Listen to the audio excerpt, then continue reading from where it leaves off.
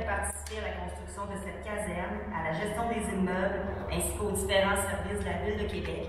Et surtout, merci aux pompiers qui y travaillent maintenant. On ne se répétera jamais assez, votre travail est primordial en prévention. Bonjour à tous. Assurément, comme vous pouvez le voir, c'est un moment émotif pour nous tous. C'est très impressionnant, l'ouverture d'une caserne.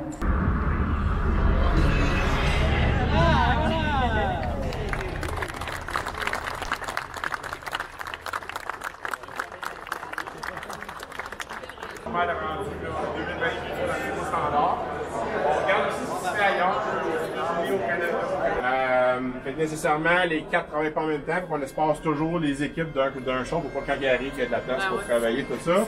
Il y a 2 types de vêtements. Donc, il y a une protection ignifuge, puis une protection thermique. Donc, celle-là, c'est la thermique, pour nous protéger du feu. Celle-là, c'est pour nous protéger contre les abrasions, puis justement toutes les huiles, de l'acide, des choses comme ça. Il y a une bonbonne à l'arrière avec 45 minutes d'autonomie d'air, qui nous protège nos voies respiratoires contre l'exposition aux fumées.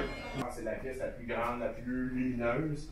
Mais quand on est dans la cuisine, les gens qui s'entraînent, nécessairement, il y a un élément quand même sécuritaire, parce qu'il y a toujours quelqu'un dans la cuisine.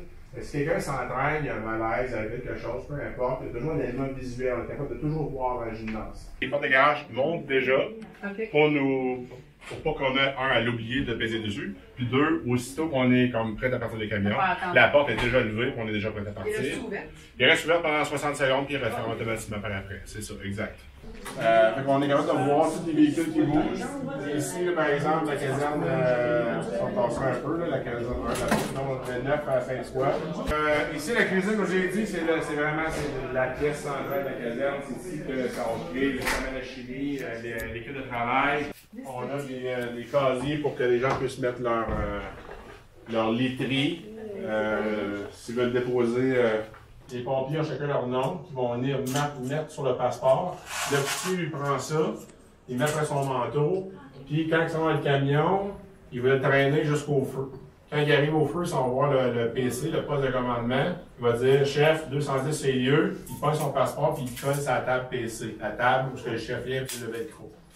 Au cours de l'intervention, s'il y a un MÉDÉ, un MÉDÉ, c'est quand il y a un pompier en difficulté. Il va dire MÉDÉ, soit son nom, soit il parle pas, soit il dit unité 210, 3e étage, peu importe l'information qu'on a.